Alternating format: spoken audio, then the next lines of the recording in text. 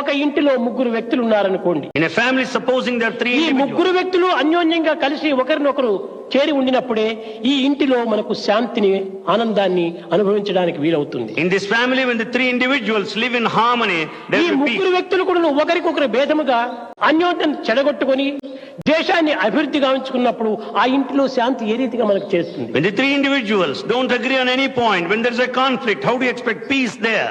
కనుక ఈనాడు శాంతి అంటే ఏ రీతిగా మనకు లభ్యమవుతుంది? Peace, when we say today, how దేహమనే గృహమునందు in this body which is, మనస్సు, వాక్కు, క్రియ అనే ముగ్గురు వ్యక్తులు ఉన్నారు. there are three individuals, thought, word and deed. ఈ ముగ్గురు వ్యక్తులు ఏకంగా ఉండినప్పుడే మనకు శాంతి లభ్యమవుతుంది. When the three are in harmony, you will have peace.